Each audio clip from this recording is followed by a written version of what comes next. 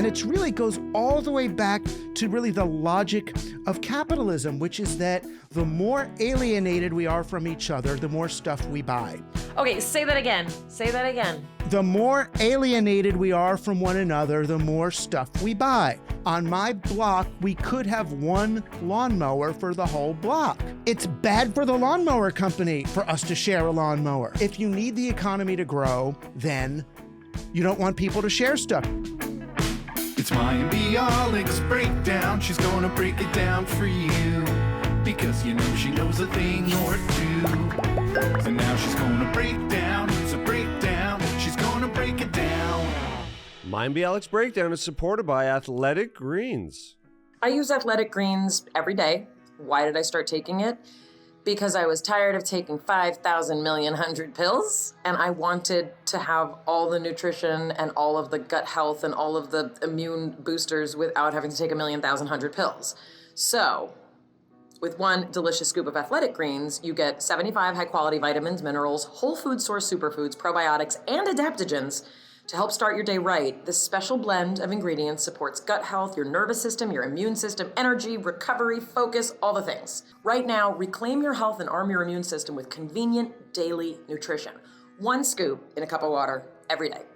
And that's it. No need for 1,000,000 different pills and supplements to look out for your health. And to make it easy, Athletic Greens is going to give you a free 1-year supply of immune-supporting vitamin D and 5 free travel packs with your first purchase. All you have to do is go to athleticgreens.com/breakdown.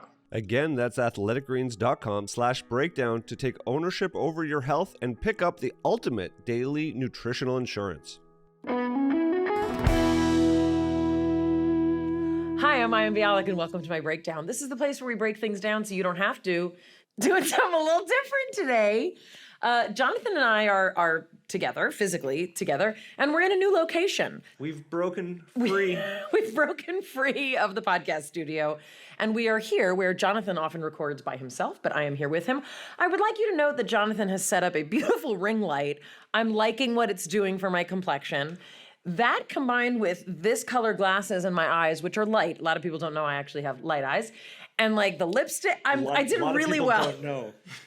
That's Some people think I have dark eyes. Like they see my kids and they're like, they're blonde with blue eyes. Where did they come from? Like my body. And I made them that color. They should listen to the podcast. They can hear all about it. Snarky. Anyway, we have a very exciting guest today, but first I should introduce to you the person literally sitting right next to me who always is there to tease me in case anyone takes me too seriously, Jonathan Cohen. If we're not laughing, we're not having fun, everyone. If we're not having fun, we're not laughing. We're going to have a lot of fun today. This is an exciting episode because it started in a little bit of a similar way to many episodes start. And by start, I mean the pre-episode meeting, which was, what should we talk about? You really kind of synthesize like a lot of different kinds of information and you see how they come together. I'm much more like a specialized person. What's it? It's like a fox versus a... I'm a professional generalist. You're a specialist. Specialists are in their little silos, doing their little work, in their labs, figuring their things out, and they have very deep subject matter expertise. Right. I kind of know a little bit about many things. This just became a really weird, arrogant speech that you just gave about why you're a better person than I am. Or maybe that's just what I hear. That's what you hear. I can't do many of the things that you do, which is why it's a very good combination. I'd also like to note that the place that we are has a lot of allergy activation for me. So that's also a story. I'm not sick. It's just the pollen is accumulating. And just before you read Douglas's bio, for people who may not know him, at the end of this episode, hit us up on the Instagram At Bialik Breakdown and let us know if you think this hit the mark for relating to mental health. We think it does, but I know again, I was skeptical. But we're going to welcome Douglas Rushkoff. He's been named one of the world's 10 most influential intellectuals by MIT. But what's interesting about him, he's written 20 books. It's a lot of books. It's a lot of books. The upcoming Survival of the Richest, Escape Fantasies of the Tech Billionaires, which is going to be coming out in the fall.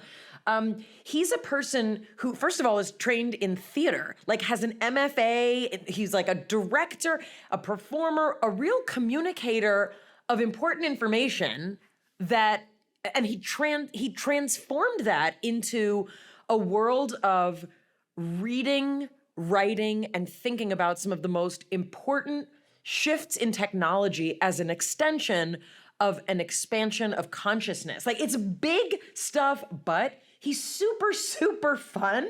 And he looks at how different technological environments change our relationship to narrative, to money, to power, to one another. He's the guy who coined such concepts as viral media, screenagers, which I believe I may have 2 of them, and social currency. He's also been a leading voice for applying digital media towards social and economic justice. So he's a good guy who understands kind of the implications on our, like the social implications of the shift that we're all kind of taking it apart in as an experiment, to see kind of how much more tech understanding can we have. And he's a research fellow at the Institute for the Future and founder of the Laboratory for Digital Humanism it's CUNY, Queens. He's a professor of media theory and digital economics. He's a really, really cool guy. It's such a pleasure to welcome Douglas Rushkoff to The Breakdown. Break it down. It's very nice to meet you and really an honor to have you on The Breakdown. You know, you are a person who's at the intersection of a lot of different aspects of culture and kind of things that are, you know, in the water. And also you're at the intersection of those things and what has sort of evolved into the mental health state that we are in. Yeah. And, you know, for people who may not, you know, kind of know who you are and sort of the academic circles that you run in, suffice it to say, and I'll have you elaborate a bit, you began in the 90s when many of us were either teenagers or, you know, possibly in our 20s, but and didn't have iPhones yet. We did not have iPhones yet. No. I graduated high school in 93. So you're a bit older than me, but you were part of this, you know, kind of young, hip, for lack of a better word, kind of technology cadre of minds that were really at the forefront of what was starting to bubble up. For people who kind of maybe have no idea who you are, explain sort of what you're trained in and sort of how you evolved as one of these kind of cyberpunk voices in the 90s.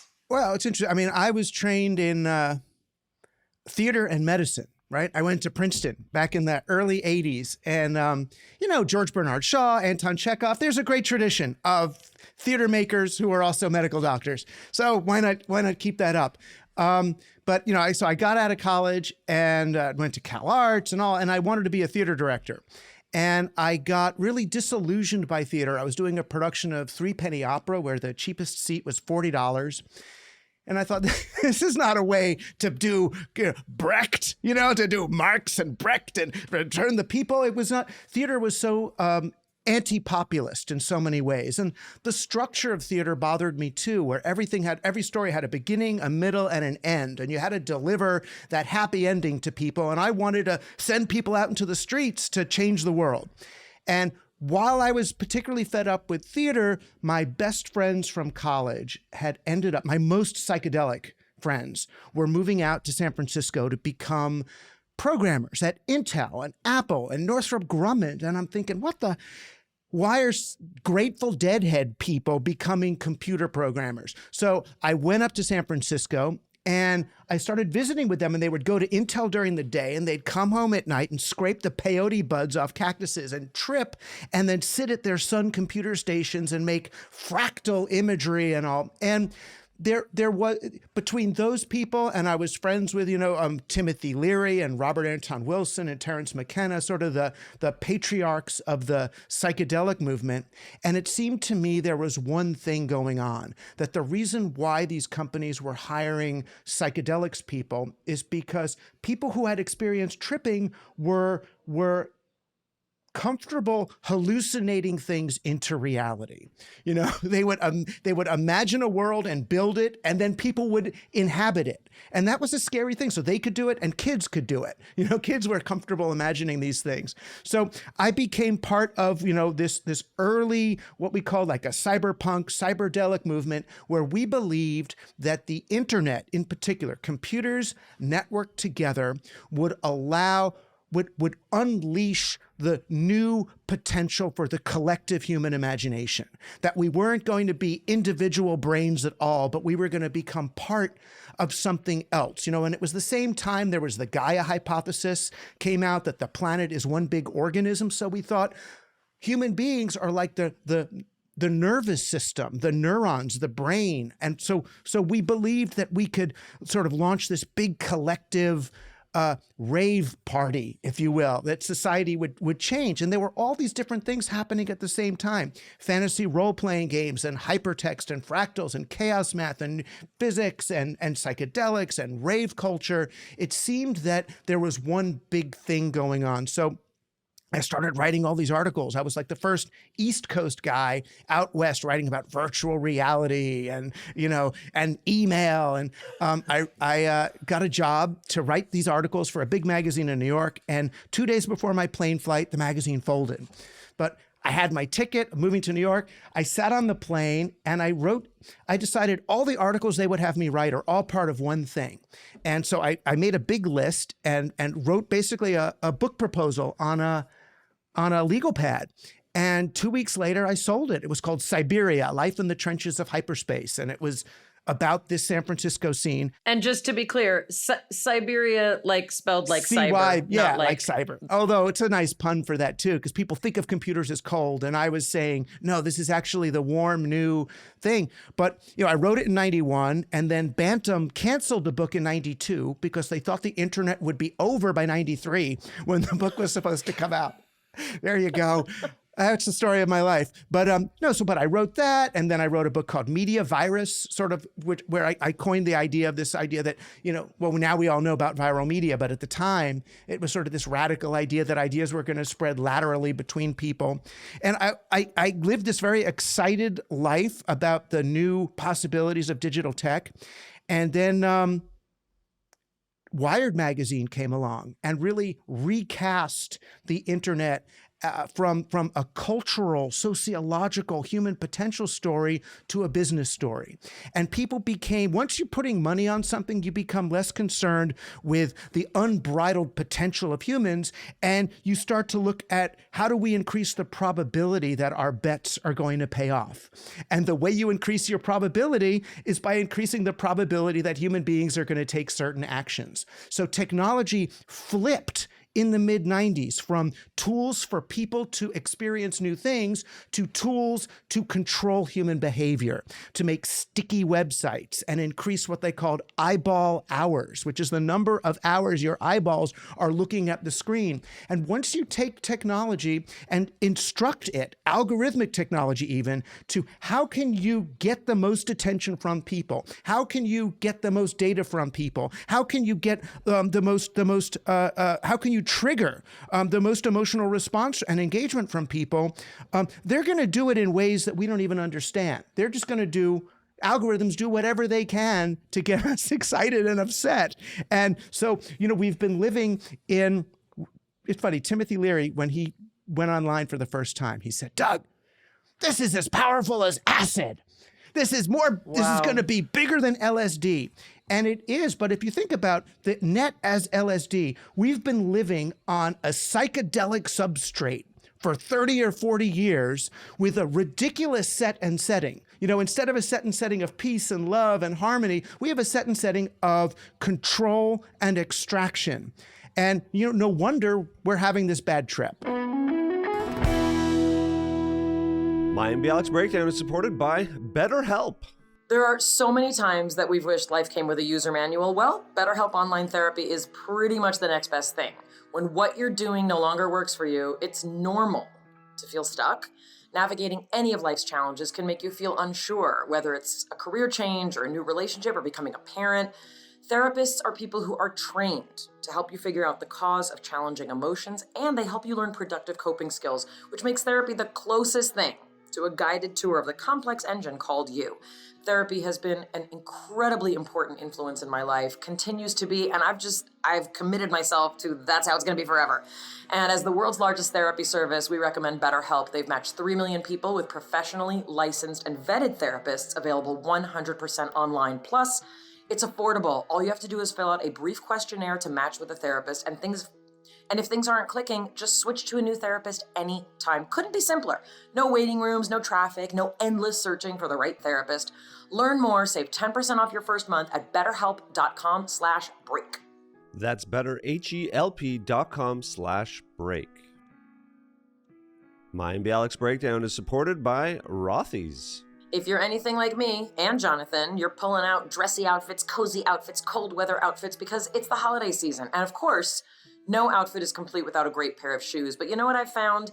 At the holidays, I always used to struggle with like, oh, but do I have to wear something that's like gonna be like super warm, but it's not gonna be stylish? And what if it's not comfortable? Well, we know no outfit's complete without a great pair of shoes, and for chic and comfortable flats that can easily be dressed up and dressed down for any kind of seasonal gathering, you have found the shoe. It's Rothy's.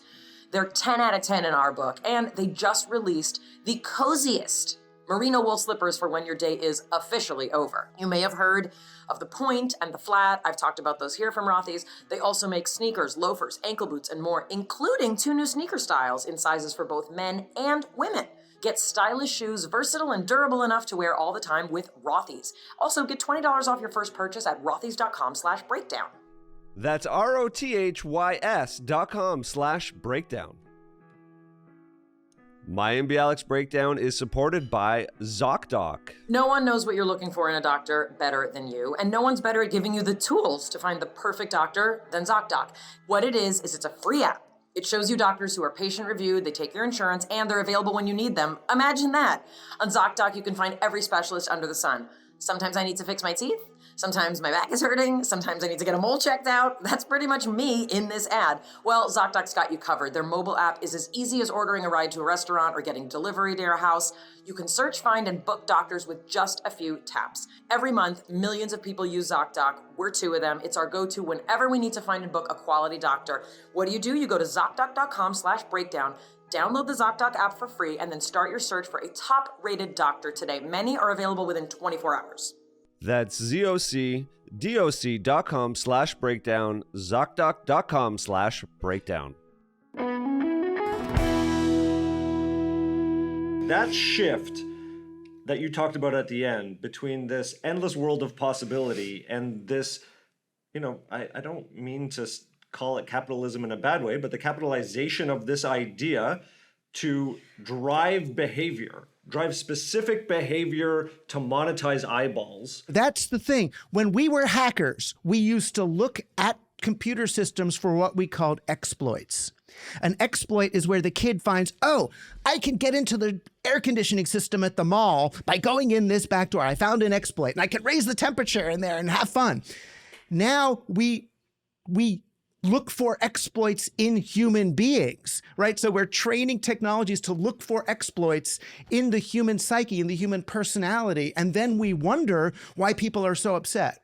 Okay, can I slow us down a little bit? The early 90s are very tender for me because that's when I was, in high school, right? So it's really convenient that so many things happened in our culture in the early 90s because in so many ways I feel like it's like part of my experience. And, I read Generation X by Douglas Copeland around probably somewhere around that time.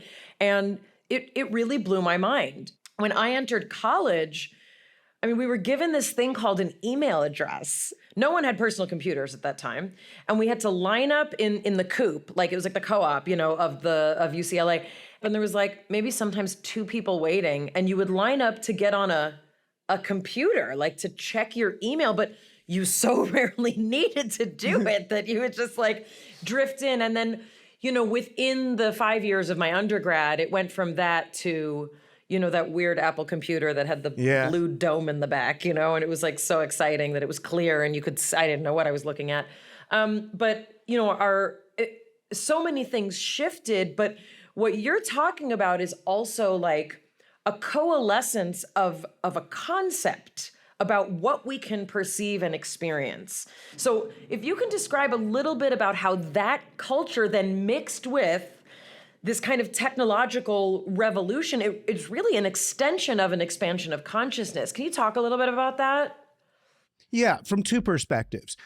First, I had a similar college computer experience. At Princeton, there was the computer center, and you would go and you'd be at a terminal. It wasn't a computer. It was a terminal hooked up to some big mainframe somewhere. And there were graduate assistants that kind of showed you what to do. And I remember I'm trying to type my senior thesis on this thing so I wouldn't have to deal with all the paper. If you change a paragraph, people don't know. But if you change something early in a typed paper, what do? Do you go back and retype the whole thing? It's like a whole thing. No, you try and edit so that it doesn't change the page count. You'd be like, I really did. Can I say this in 2 sentences instead of 3? Because otherwise the page count's going to change, the bibliography's going to change. You try to fill it in there in that same space, right? So you only have to redo the one page. It's so funny. I mean, how many books were probably written that way, where it's like James Joyce, it's like, I would have put another paragraph there, but I'd have to redo them. All of them. So I'm at the computer center, and I do the thing. I type in like one of my chapters, and then I'm ready to save it. And the woman comes over and she says, how do you want to save this? I mean, what do you mean? She says, are you saving it as a read-only file or a read-write file? And I'm like, what's that? Read, what do you mean? She said, well, either it's a file that people can read, or you save it that they can read it, or they can change it. I was like, well, they could change it. And I was like, oh my gosh. And I walked out of there thinking, all the media I've ever seen or used has been read-only media. But why is it read-only media? Why is this dollar? This is read-only media. Why can't I turn this into a 10? Right? Read, write. They the television, it was before VCRs. Television's a read-only medium, but why can't I read back into it, read, write? And I started to look at the world. I remember going to New York City that night and seeing the grid pattern of New York City and going, the streets are in a grid pattern. God didn't do that. It didn't grow up. This is not nature. This is choices were made. And I started to look at the whole world as I've accepted so many things as read-only that are actually read-write things. It was almost that constitutional enlightenment understanding of that everything is fungible. And if I'm going to now go into a world that's a read-write world, I'm liberated. So I started questioning everything, all those underlying assumptions. And I think a lot of people with computers did that. We started to believe that the reality in which we live is largely arbitrary. It's designed. We inherit a whole bunch of assumptions from our parents and their parents, from the government, from our priests, from our leaders, and they can be questioned. So that's happening. And then all these computer people, we find our kindred spirits in that sort of West Coast question authority, psychedelic, hate Ashbury group who they weren't dropouts at all. They were dropouts from consensus reality and building an alternative society. Whether you're talking about the Panthers or the hippies or the yippies, they were all these countercultures were doing the same thing. But the weird thing was there was actually a moment when it was Stuart Brand, who was one of the Merry Pranksters, a great, he was with Ken Kesey and had all the psychedelic bona fides or whatever, and who was a Whole Earth Review writer and all. He went to a meeting of the Homebrew Computer Club, I think it was, and basically told the counterculture, these technologies are okay. Don't worry. The counterculture was generally afraid of tech and TV and, back to nature with the hippies. He was saying, no, computers are different. So when he said that, it kind of, these two worlds came together and we got that great hippie explosion until right around 1992, 93, when a guy named John Barlow, who was a lyricist for the Grateful Dead, and we didn't know at the time, but a kind of a libertarian, he wrote this thing called the Declaration of Independence of Cyberspace. And where he said, governments of the world, we don't need you anymore. Get away. This is our space and we're going to make it. And we all were like, yay, get away, bad government. We hated government at the time too, because they had been arresting hackers and Tipper Gore and the Computer Decency Act. And they were scared about porn online and violence in video. Get away, government, get away. And so we pushed them off. And what we didn't realize that when you get rid of government, you just create free reign for corporations. It's like government and corporations balance each other in a way like, bacteria and fungus in your body. If you use too many antibiotics, you get a fungal infection. It's like, no, you need both. And so we got rid of government and we just opened the whole thing to commercialization. it's like, I know the end of the story, so it's so hard to like summon that kind of like excitement and enthusiasm, although that's incredibly important. And it's how we, got all the incredible, amazing things that we have. Possibly ridiculous question, but the stereotype of like the computer nerd is the farthest from consciousness expanding that I can imagine. Like when I think of who were the people, at least, on a more kind of local level, who were mastering this technology. I mean, my brother he was an editor of the Jewish News magazine at UCLA, and he did a lot of the kind of early graphic arts design for a lot of the papers at UCLA, because he was the one with, I think it was an Apple IIc. He was the one with this computer, and that's not how they made newspapers before that existed. So my brother was very straight edge. Like he was this just like, he had the brain for tech. So I don't know what your experience was in far off Toronto, but the notion of kind of like this evolution in technology, I don't associate just in my sort of memory with like progressive politics and like all those things.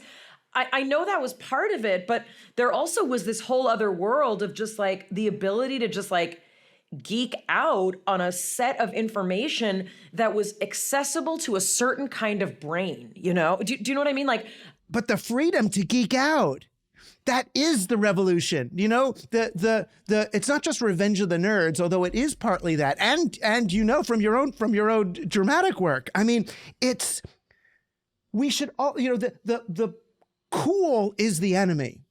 Cool. No one should be cool. I'm not cool. I'm hot. Right? Cool is aloof. Cool was really a way for Black people to avoid getting triggered into conflict with white people. That's where the actual concept of cool comes from. Then teenagers took cool as a way to not be activated by their parents, and I'm aloof and I don't care about work and this and that. But the beauty of the early internet days was we started to see white kids and Black kids and gay kids and straight kids. And as long as you could geek out and appreciate this, all are welcome. It's like movies like Freaks became central to our culture. Freaks and Slacker. Right. I mean, so I do think there is something countercultural about celebrating your nerddom and your freakdom. But I know what you mean. They weren't acid-taking people. They were pocket protector people. Yeah. Right, exactly. And, they were like my friends in the chess club, because some of us were in chess club. One of the kind of interesting things when I think back, to those kind of, early days of this sort of like consciousness and tech ability and kind of those humans, there were some individuals who I identified probably as early as junior high, who I'd put money on them becoming part of. I'm gonna say this word that you spend some really good attention on in sort of your writing and as an expansion of your thinking. There were certain people who had what I would define as a QAnon personality, even back then. And there was a certain amount of like healthy skepticism, right? And I think that's kind of what you're talking about, that like along with this sort of emergence of the tech world. And by tech, I don't want people to be like, I don't like technology. Whatever you're listening to us on right now, that's what we're talking about. Yeah. We're talking about that information is no longer just coming from your parents, your teachers, and like the news that your parents make you watch once a week. And it's not even just coming from MTV, which was its own revolution, right? We are talking about the way that information is now essentially communicated primarily, and for many people as their primary source of kind of connection, right, with the world and with other people. But there was an early kind of skepticism and outsiderness, which in many ways, and I don't want to make that kind of direct link, but you tell a story about a friend who you kind of give an anonymous term in your book, who essentially, went from being a trusted colleague to a person who was part of a way of thinking that is very, very not only different from yours, but kind of a really great example of what has happened in this world of communication, information, and misinformation, and I guess disinformation. And, you know, your focus on, and you kind of mentioned it, the term is captology. Is that how you would say it? Yeah. How to manipulate, like this notion of how to manipulate human behavior with machines, right? And the repercussions of this, which obviously Jonathan and I have a strong interest in because of our, you know, mental health kind of slant, is very related to a lot of the things you talk about with the kind of personalities that are capitalizing, you know, on this medium. Can you speak to that a little bit? Because it sort of feels like the bridge, you know, between then and now. Like, this is what we've become. And I don't just mean QAnon, but I mean that that kind of shift in what we can do when we communicate this way.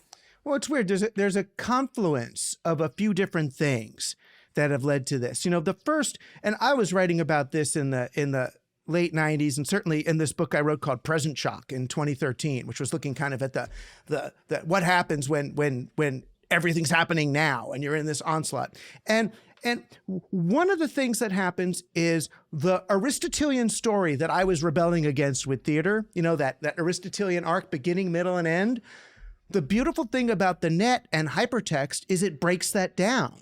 You know, you're here, you open a drawer, you're in another universe. Now you're here, now you're there. You know, everything gets Rick and Morty, if you will, on the internet. You're moving into alternate universes all the time. Everything is puntillist. And when your facts are here and there and here and there, and you don't have a story being given to you, it doesn't mean that you adapt to that automatically. Oh, there is no story. I'm in an existential, ontological, relativistic haze. Oh, this is fine. No, it's like, you know, it's like, oh no, I need a story. So what you do is you create a story. The same way that, you know, the ancient Greeks would look in the heavens and create a constellation. We create a narrative because it's scarier to believe that no one's in charge than I'd rather believe that there's some, you know, malevolent dictator group of whatever, protocols of Zion group of horrible people running things than stuff just happens. That's scary. So one thing I was writing about was I called it fractal noia, which was trying to see patterns where they don't exist because it's reassuring. I was already noticing that there was going to be that tendency. Plus, if we're living in a non-narrative world,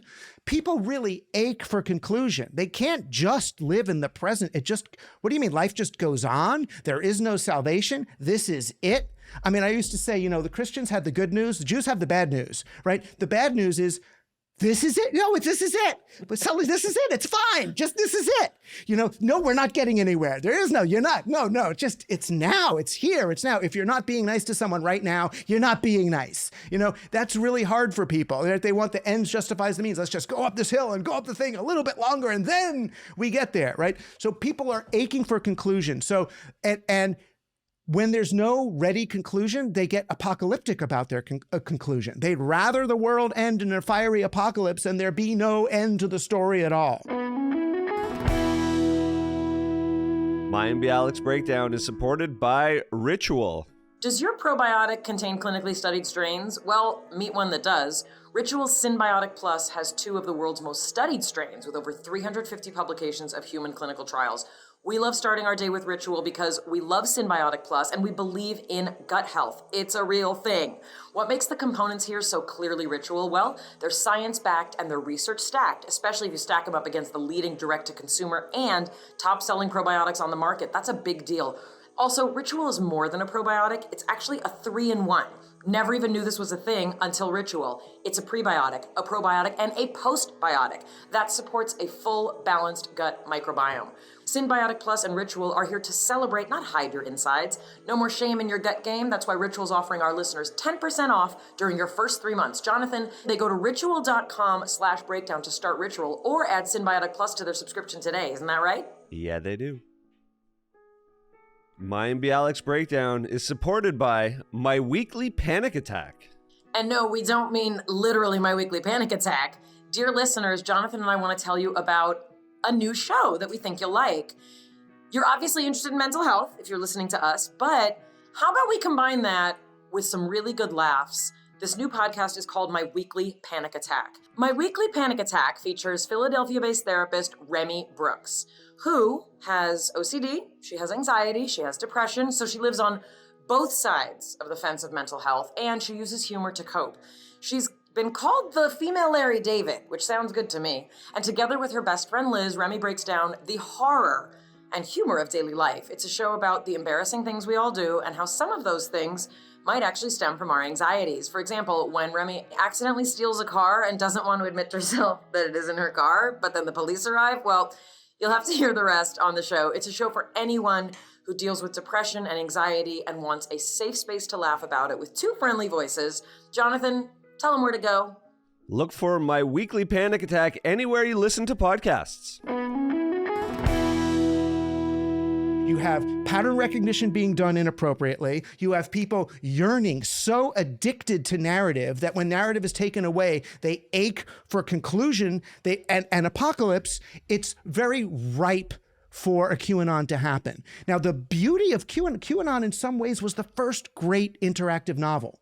You know, they drop something, there's a Q drop, which is just a cryptic little poem or Q, and then they say, do the research. It's like, what does this mean? Number 3, and a mountain, and a this. You know, oh my God, oh! And you get all these people, and they're playing what improv people call yes and. You know, they're doing everything someone tweets, they go, yes, and Bill Gates is this. And the Rothschilds are that, and the space aliens, and the this. And you end up with this giant, totally inconsistent, but reassuring collage of stories.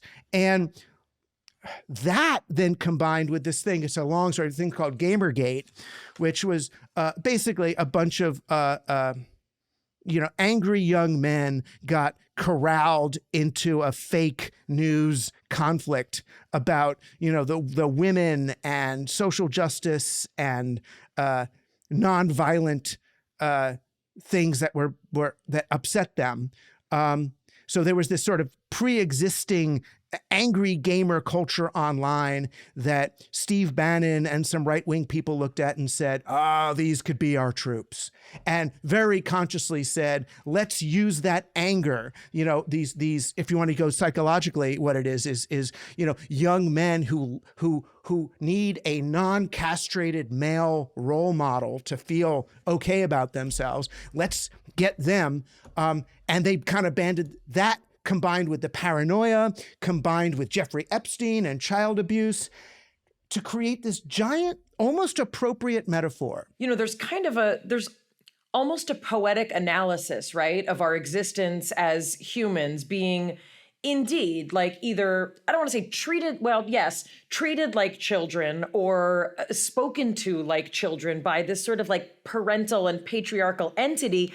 But what has happened is we've kind of like transformed it into like people abuse and torture babies and drink their blood, right? Like it's such an extreme kind of distortion of what, as you said, starts as almost a metaphor for our existence, all of us together. Yeah. Well, people feel appropriately, they feel shafted by neoliberalism. And the people who are espousing the neoliberalism, the sort of Clintonian politicians, are, at the one hand, they're saying that they're doing social justice and social service, and they're the ones helping and creating all the great welfare programs and all that. But they're also promoting this corporatism and neoliberalism that's screwing us all over. And that feels a little bit like a parental abuse. Wait a minute. I'm your favorite, but you're shafting me at the same time, and you take care of me, but I have to pretend. It does trigger, to use the word, it does trigger that feeling of kind of parental abuse. So in some ways, the idea that they're fantasizing that Hillary and Biden and all these and Bill Gates have, harems of thousands of underage children that are being abused, it makes a certain, a psychic sense, if not a literal sense. And by not dealing with that, by not actually addressing that, we end up vulnerable. And then you have the internet and people making connections, and you show a picture of some kids that they find in Alabama in a trailer, and all of a sudden. I do want to emphasize, especially with the Jeffrey Epstein case, it's real. Right. Like the trafficking of in particular teenage girls, is a thing, and human trafficking is a thing, and the trafficking of children is a thing.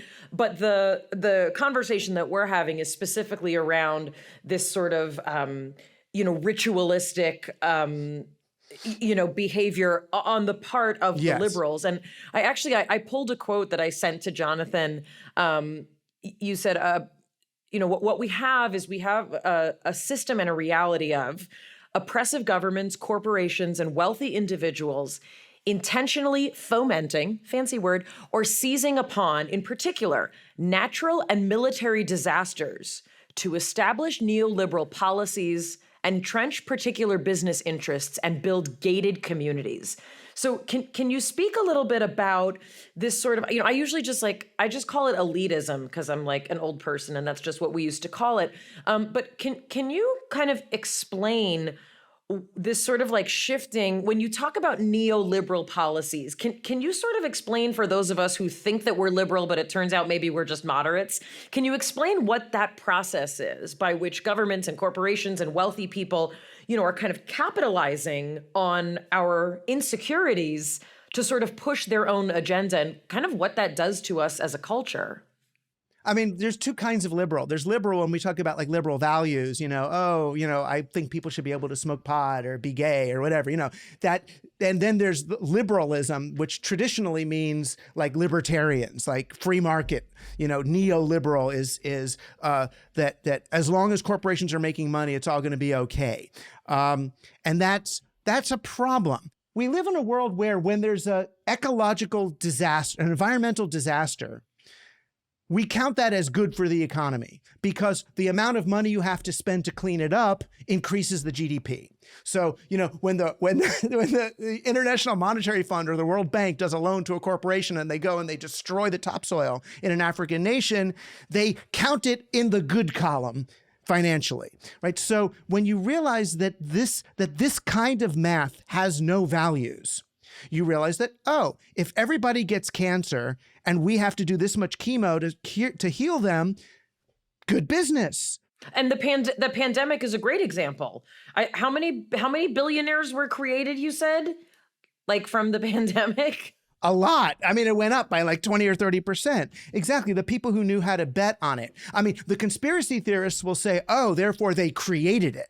But neoliberalism or this kind of capitalism does create the preconditions for it, which is kind of the problem. But no, I don't see it. And maybe this is because I'm still so benevolent or I can't bring myself. I don't see it as consciously creating disasters, but certainly there's a willingness to capitalize on them and to predict them and prepare to seize upon them, when they come. It's the hoard toilet paper before the monkeypox come, right? I mean, it's sort of that. Well, and also, for those of us, hippies of the vegan variety, this has been something we've been wringing our hands about for years, a health crisis that essentially is perpetuated by the companies that are selling you food and a government that makes it inexpensive to eat the food that then makes people sick that we then have to pay for to make people better. So it's this kind of like cyclical insanity. Yeah. Right. That the more Monsanto Roundup destroys the topsoil, then the more Monsanto genetically modified things we're going to need that can grow in that sick topsoil. And then the more drugs we're going to need from the other Genentech to deal with the cancers that we're getting from these foods, and so on and so on. And that grows the economy. And then you look at, well, wait a minute, what the heck is going on here? How have we gotten so far, from anything? And it really goes all the way back to really the logic of capitalism, which is that the more alienated we are from each other, the more stuff we buy. Okay, say that again. The more alienated we are from one another, the more stuff we buy. On my block, we could have one lawnmower for the whole block, but everyone has their own lawnmower, right? Because it looks bad to share, or I'd have to, if I share his lawnmower, then I got to invite him over for Hanukkah cookies. It's like, why can't we all, I sound like Rodney here. Why can't we all just get along? But it's bad for the lawnmower company for us to share a lawnmower. It's bad for, if you need the economy to grow, then You don't want people to share stuff. You don't want people to hang out. You want people consuming. And the only reason we need the economy to grow is because the underlying operating system of capitalism, which is interest-based central currency, it's the program that Jack Dorsey and Peter Thiel and nobody's willing to look at. They're all willing to deconstruct Mac OS or iOS or the Windows, and they're willing to disrupt an individual industry. But as soon as they've disrupted, they run to daddy at Morgan Stanley or Goldman Sachs and say, oh, get me my IPO, right? But it's like, no, look at the underlying operating system, which says you have to pay back more money than you borrowed. Therefore, the economy has to keep growing just to stay still. If you need your economy to grow, then you're going to have to use more resources, use more stuff, speed up more things, and you never get to rest. You never get stasis. You never get to a sustainable equilibrium. You've got to grow, and we can't grow anymore.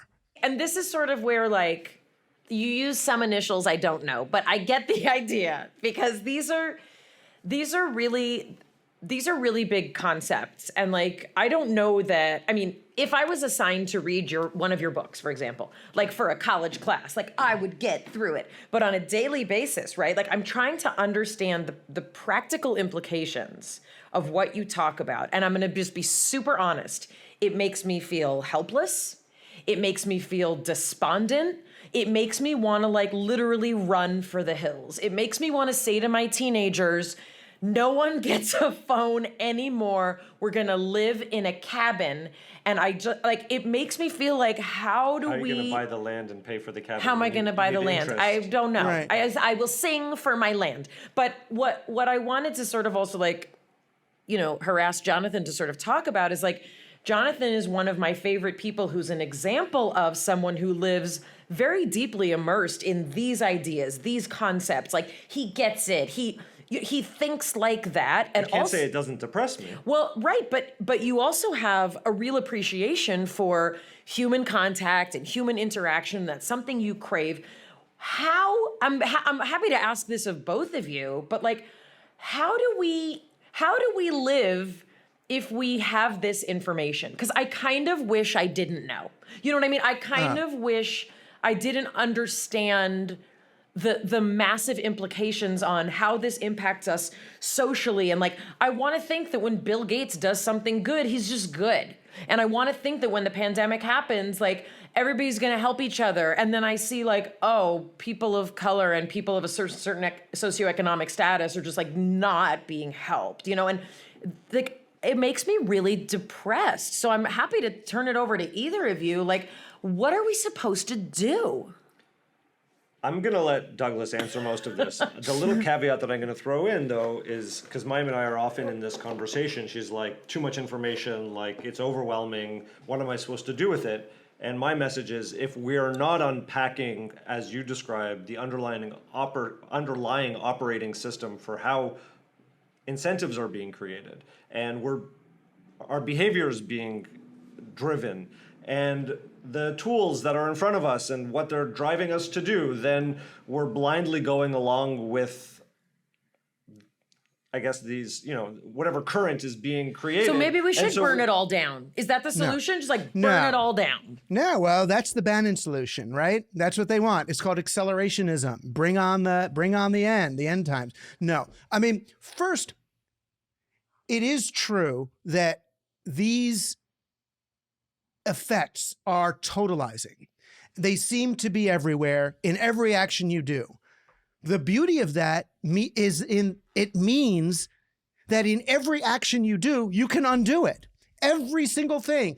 Capitalism is everywhere. It means that revolution is everywhere. It really is the undoing of it. So yes, the dark fact of it is that there is a lab at Stanford University in captology that teaches engineers how to take the algorithms from Las Vegas slot machines that addict people to the one-armed bandit, put it in your phone to addict you to something, or to get you to have a bad behavior, or to make you worried about fear of missing out, or to screw you up in one way or another. Yes, that is there, and they're paid for it, and then they make more money and all that. Easiest way out of that, the Israelites figured it out in the desert. First thing they gave themselves, Shabbat. Shabbat, 1/7 rule. After 6 days, take 1/7 of your time, extract yourself from those systems of oppression, and celebrate the fact that God put you, that something that you are on, whatever you want, that you are here and you are a sacred being with a soul and your own purpose, and you're entitled. You have earned the right to be here. You don't need to produce anything or consume anything in order to justify your existence. Also, every 7 years, the land has a sabbatical. You do not take food from the land because it also has its own system of cleansing. Okay, but sorry, keep going. Send that email to Monsanto. Let them. They have a 7-year spray that you put on, so you don't need to take that time. Don't worry, we got the 7. This is the 7th year. Just as a nanobot 7. So reclaim your time. Second, you don't have to understand about the way that early Renaissance kings took away our right to make our own kinds of money and to trade things, and forced us to borrow money from essential treasury at interest and pay back more than we borrowed in order to support a banking industry that makes money by simply making money. You don't have to understand that to understand that, in order for us not to burn up our planet, rather than earning more money so I can buy a Tesla to replace this car, which is just going to have some African kids going into a mine to get rare earth metals to stick in this thing, and it's going to carbon footprint of this thing is going to be just as big as the damn combustion engine and all long term. But maybe we'll support the R&D for a future Tesla that won't. Just drive less. Just drive. Keep the car you have and drive less. So if you're going to drive less, what does that mean? Well, on Sabbath, you're not going to drive anywhere. And maybe on Sabbath, one of those Sabbaths, you'll meet a neighbor rather than driving across town to the person you already like. You'll meet a neighbor and then find out that you like them. And then maybe on Tuesdays, you'll hang out with them. Every moment that you spend engaged with another person is a moment you're not buying or selling anything, that you're not transacting. These devices are intentionally decalibrating the human nervous system. You can recalibrate as easily as making eye contact with another person. You know all about that as a neuro person. You understand about how, you create rapport. So when you look at somebody's across the table in real life, you can see if their pupils are getting larger or smaller as you speak, if their heads are making micro motions, if their breathing is syncing up. And when the breathing syncs up and their pupils get larger, the mirror neurons flash in your brain, the oxytocin goes through your blood, and you start to experience such a bonding and health and rapport and even the beginnings of solidarity with this other human being. Look at a landscape of any kind. We've started doing this, looking at the horizon. We talked to Dr. Andrew Huberman. He said, we are meant to see the horizon in the morning and at night. It orients your nervous system. It orients your brain and your space. And it's funny because there are times when I'm talking to Jonathan when I can see that he's still in his phone. And I'm not putting this on you, just you particularly, but it happens with teenagers also. I'll be talking to them and I can tell they are calculating, when is the time until I can pick that thing up again? When is the time when I can check my rewards? What I could be scrolling right now. And I'm saying it it's kind of funny, but it's true. It's worse than that. It's not even that we're trying to go back to the device. When you live on Slack all day, jumping between messages and channels in a large organization, or you're a kid and you're living on social media where you're scrolling, when you switch to a human conversation, your brain is still processing at the speed of those very, very fast inputs. And so what you're talking about, when you say in the phone, what you're seeing is that my brain cannot slow down enough to have an actual conversation because I gotta check. And I'm like a squirrel looking for the next thing that I need to accomplish or the threat. Yeah, there is that kind of meerkat consciousness, right?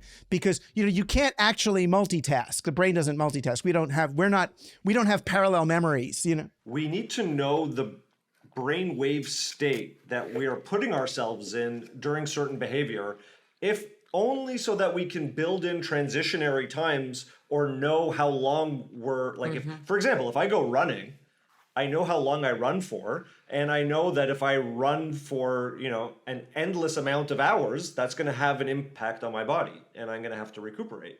We don't think that if I just scroll endlessly and have endless inputs, that that's also going to be a tax on me, and I'm going to have to recuperate and change back to being able to interact with people in a different way. And the people who are worst at that are the tech billionaires, the guys who've actually made these companies. And so if you have a tech bro billionaire guy who is already doing these technologies to people, and then he meets with everybody by Zoom. So he's having all these conversations where he doesn't see if the pupils are opening or closing. The other person says they agree with him, but his body didn't feel they agree with him. So then all of a sudden it sets up a sense of distrust. The person says they agreed with me, but my body doesn't say they agreed with me. And that just, it magnifies the potential for dehumanization. I get concerned that the main way we talk about healing people who have been so confused and disturbed by digital technology is, well, there's an app for that. Right? So you plug in and this app will calm your brain, or here's a stack of programs that will help you adjust, as if just sitting, in a yoga pose with somebody else is not going to do that more rapidly. There's these places, like there's the place called the, Center for Humane Technology, and, God bless them. They understand that social media is bad, but their solution is they say, we've got to upscale humans for the digital age. It's like, don't just leave me alone. Don't upscale me. Don't replace my software. Don't reprogram me for the digital age. I want, technologies to come to me rather than always asking me to adapt to the technology. The new book I've got, the idea for it came to me because I was doing this, what I thought was going to be a talk to these bankers. And it turned out to be 5 tech billionaires who wanted advice on where to put their bunkers for the apocalypse. Can you tell this story a little bit? Can you flesh it out for us? You were doing what you thought was like a speaking gig, and like that's something you do and you speak, and obviously like your background in theater, like you're very charismatic. You're a great speaker, like great. So you go, but it's not a speaking engagement. I went, right. I thought it was, they said to talk about, the digital future to what I thought was an investment group, like venture capitalists, whatever they were. And, I don't like speaking to them. I like speaking to radicals, but they were paying so much money. It was like literally half my annual salary at CUNY to go to, this resort to speak. I'm like, what the heck? So I go and I'm sitting in this beautiful green room, and I'm like, wow, this is like, I've never had a dressing room even quite like that before, with the views and scents coming out of a thing. And they don't take me to a talk. They bring these 5 men into the room and they sit around this table, and it's like, this is the talk, and they start asking me these, the kind of stock market questions like Ethereum or Bitcoin, virtual reality or augmented reality. Like I'm supposed to tell them which to bet their money on. And then it got around. They finally said Alaska or New Zealand. Like, oh, and that was the whole thing. Where's the safer place to put their bunker? And they started asking me about all these kind of fear of the Walking Dead like scenarios about, about the event is what they called it. The event to them. It's like QAnon people. The event is the inevitable collapse of society. Either, there'll be a germ or a nuclear bomb or a drought or a climate change or whatever that will force them to go to their retreat, and it was funny. I said, well, why don't you just go on your rocket ships? And they're like, oh no, we're mid-level billionaires. It's like rockets, like Bezos and Musk get rockets. The best they could do is get a seat on it, right? If they're lucky, but no, they're still here, right? They're mundane billionaires. So they were building this thing, and they started to ask me the question, the philosophical question that took the rest of the hour was, how do we maintain control of our security force after our money is worthless? And it was like such a beautiful question, because it's like, you're right. Those Navy SEALs that you hired are going to kill you and eat you. What do they need you for? Anybody who's depending on a military group to protect them from the masses is going to get eaten by their military group. That's the way that one always goes. I told them that I think that they're trying to solve the insulation equation, which is impossible to solve. And the insulation equation is, how much money do I need to earn in order to be able to insulate myself from the reality I'm creating by earning money in this way? It's like, how do I build a car that goes fast enough to escape from its own exhaust? You know, eventually you come back around into your exhaust. And I was trying to explain to them that it doesn't work, that it's much simpler, you know, and these are guys who understand exactly what they're doing. These are people who are making the programs that are addicting your kids to the iPad, yet they're not letting their own kids use an iPad. You know, these are people who are building the crazy friggin' urban Google sidewalk reality, but their own families are up in a, you know, goat share organic farm going to Rudolf Steiner schools. There's a sense of disdain that I think a lot of people have, you know, for this kind of structure. I'm not saying the individuals, because I don't know any of these people individually, right? But there's a sense of kind of like disdain, but I've noticed, especially in my older teenage son, who's, I'd say, very kind of, he reads the news, he checks the stocks, like it's something, he's like that kind of teen. There's a sense of awe and kind of reverence that I think a lot of young people have. And I see it in you sometimes, where I feel like there's this like, oh my God, but they got so rich. And like, oh my God, they get to do whatever they want and they own islands. And, you know, there's something about that like, you know, the kid who was raised by, you know, like civil rights activists who were first generation Americans, like I automatically distrust wealth, you know, like that's how I was raised. But there's a certain notion, do you know what I'm talking about? Of like, wow, like if I could get there, I'd be different, you know? Do you know what I'm saying? I do. I also know that no matter how much money you have, everyone wants more. There's that study that like, if you ask people from a variety of different wealth categories, you know, what would it take for them not to worry? It's always like 25% more than they have or more. And then, you know, having crossed paths with some fairly wealthy people, like they're not happy. So for me, it comes back down to security, because people want security and they want safety and they want to know that they're not going hungry and they want a roof over their head and they want to not ideally, you know, be caught in a tornado from a natural disaster, and they want to have freedom and flexibility to travel if they want to travel and have an enriched life or enriching experiences.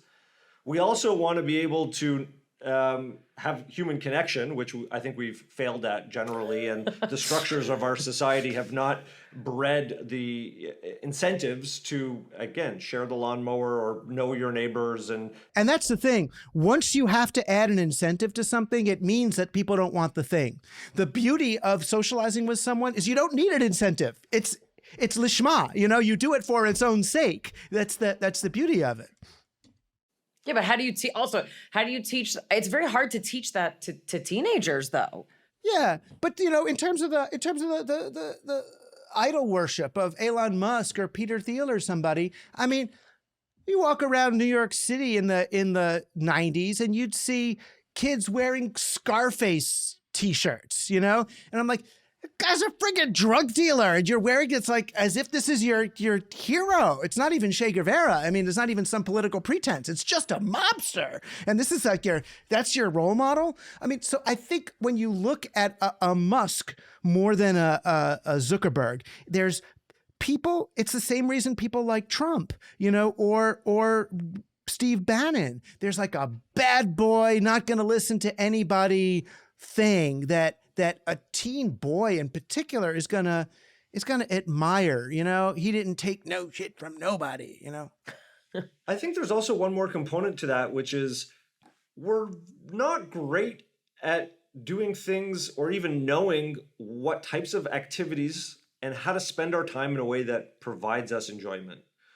And so in absence of that, we're left with this massive hole, and we like look externally to people who either have success or have an FU attitude, and we're like, oh, that's what's appealing. But at the root of it, if we were really engaged in hobbies or activities or filling our curiosity in a way that was truly fulfilling, we'd really be seeking a lot less of that. And it may be coming around. You know, I remember a few weeks ago, there was some news report that Netflix subscriptions were going down. And I was thinking, maybe people just got sick of it. I mean, how many Viking shows can you watch? How many of the same science fiction, post-apocalypse? They're all the same. It's like every year there's one or two interesting things. But we sat there, just next, streamed through as if it was work. It's like, oh, can I stay up for one more? And it's like, it's not giving me anything. And then, I mean, as you play Lego with a child for half an hour and it it fills every spiritual, genetic, whatever thing I've got. And I think people are going to find that. I mean, we almost did with the maker movement and people making their little craft beers and knitting and sewing and making stuff. And I feel like we may come around to that. I'll also say, and I forget the name of this app, but there was an app that was like a barter-only app, and you could only barter within your neighborhood. That's right. So as much as we're saying technology is this, has all these faults, it is a tool that can be used for increasing human connection when it's not trying to extract all of our attention and the parameters are right. I happen to work in tech and emerging tech and believe that there are definitely not tech solutions to everything, but that there are responsible ways to change the paradigm, and that has to be a main goal for us because we can't remove it entirely. No, we don't want to. Imagine what it looked like to someone who didn't know how to speak when they saw other people using mouth noises. It's like, oh, wow, that guy used mouth noises, and the other one got up and brought him something. What happened there? That's crazy. And you could use your mouth noises to, direct people and control people and be mean to people and lie to people with your mouth noises. Or we can, so sure. And I look at all technologies just as none of them are really more complex than language itself. But we live in a world where if we were inventing language today, it's like if every time you use the vowel E, you'd have to pay Zuckerberg 0.2 cents, right? It's like it wouldn't be language, it would be IP, and that's the issue. It's how do we break that paradigm and develop technology for the things you're saying, for sharing. There's technologies you could develop that would reduce spending, right? If you, eBay, for example, was in some ways bad for the market because now everybody's finding the crap from their attic. Oh, I could buy one. He's already got one. Or the Amazon used books. I mean, there's ways to unwind problems with tech. I've got no problem with tech. It's when we build a technology like, say, Bitcoin, which is basically a money that we worship by burning things. It's like going back to the temple, right? We're going to burn as much of the planet as possible in worship to demonstrate our faith in this phantom currency. For what? Well, we're going to figure out a good use for it soon, right? It's like we still don't have one, right? It's been such a pleasure to talk to you, and you make so many difficult things easy to understand and accessible, and I appreciate that as someone who doesn't easily kind of come to this sort of language and thinking, because like I said, it mostly just depresses me and it just feels like I want to just run away from it all. But thank you so much for your decades of service to kind of a larger good. It's really an honor to speak to you. And Jonathan's been talking about you for so long, and it's really just wonderful to get to talk to you. Tell everyone about Team Human and what you're up to there and how to find it. Oh, Team Human. It's a manifesto. It's so funny. I didn't put blurbs on the back. I just put find the others, and it's like, just find the others. Team Human is my book and my podcast and sort of my reason for being. The humans, we got some problems. We've done bad things, but if human beings are better together. It is really the whole idea that being human is a team sport. And we have a lot of things we've done, a lot of institutions we've created that have convinced us that we're on our own, but we're not. And then my brand new book, the one I'm excited, the one we were talking about, is Survival of the Richest, Escape Fantasies of the Tech Billionaires. And it's like the first book where I kind of name names and tell stories. And I got this great new literary agent. She was like, look, you write, she sounded a little bit like you in the conversation. You write these great books with these great ideas, but people relate to stories. People relate to people. If you write a book that has real people and real stories, I will sell that for you. So it was like 2 years later, I'm like, okay, you're right.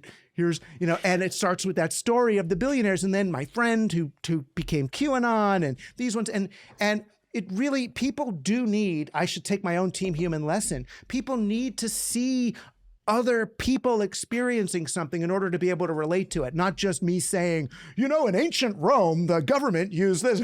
It's like, no, that doesn't, for me as a heady person that works. But finally I wrote a book that's stories of people. And the funny thing about it is when you tell stories about real people, it ends up so funny. People are so crazy, funny, pathetic. And when you write about the wealthiest tech billionaires as who they are, all of a sudden, oh, they're just clowns like anybody else. They're so deluded. They're just trying to create robots because they're afraid of women. It's like, oh, okay. I mean, if that's not the tagline, they're just creating robots because they're afraid of women. On that note, thank you so much for coming to the breakdown. It's been really a pleasure to talk to you. Thank you. And thank you so much for what you do. We watch you on Jeopardy every night that you're on. Oh, thank you. And it's so, but what you're doing is more than Jeopardy. It's interesting because Alex did more than Jeopardy too. It's an excuse to create a welcoming space for people, and the way you respond when someone really screws up a daily double or something, you're so there. You break their fall. It's so beautiful to watch. I don't know if you're doing that. You're just like, it's okay. It's so you nice. You should see her in regular life. She's doing that same thing. I do that all the time. Just like I will hold for everyone. I will break myself in the process. Thank you so much, though. That's very kind. It's great to watch. No, it's just you're modeling a beautiful behavior for people to see. You're modeling something. You know what I mean? It's not about winning. It's we're here together playing a fucking game, for God's sake, Well, again, there's my personal motto. I'm modeling something. Thank you so much. Thank you. Thanks for having me on this. I appreciate it. It's so good to meet you after all these years. The thing about Douglas Rushkoff is, he really does combine the ability to speak about these things in a way that I understand. It does make me depressed, but he does have solutions, and he's a kind of practical person. And while this wasn't like a mental health kind of focused conversation, these are the things that are actually going on every time we engage. They are. And this is the narrative that we are being fed, which it's true. It contributes to like my sense of overwhelm with the internet. It doesn't jive with me. I don't mean to sound like but it doesn't jive with me. And, I always had this feeling like I was born in the wrong time. Conversations like this really emphasize that for me. I think I was made to live in a time when we didn't have to negotiate these things because it's too much for my small brain. I've heard people say, I wasn't meant to be born in this time period. Like it's kind of unnervy how many people I've heard say that. So either there's Why are you trying to make me not special? Sorry, what Mayim hears. What do you hear? I just hear that I'm not special. You're the only one who was born in the wrong time. Everyone else, total right time. Okay, just one small clerical error in the cosmos put you here accidentally. No, but what you're saying is a lot of people are feeling that sense of overwhelm. Correct. That or a lot of people believe that there's been an error in the cosmos. Well, if you believe in past lives or that you've lived at other times, this is not the most comfortable time my soul's lived in for me. But the Black Plague was way better. I do good in a crisis, Jonathan. I do good in a crisis. The streets of London in the turn of the century where we can't even see because of how thick the coal smoke was much more comfortable than putting down the phone before bed. I was selling potato knish in the corner. I wasn't cleaning up coal. I was like, here, have a knish. No one could see the knish because of all the but for the hashtag, but for the smoke. Jonathan, I really did enjoy speaking to Douglas. And from our breakdown, for the one we hope you never have, we'll see you next time. It's Mayim Bialik's breakdown. She's gonna break it down for you. She's got a neuroscience PhD or two. One fiction, and now she's going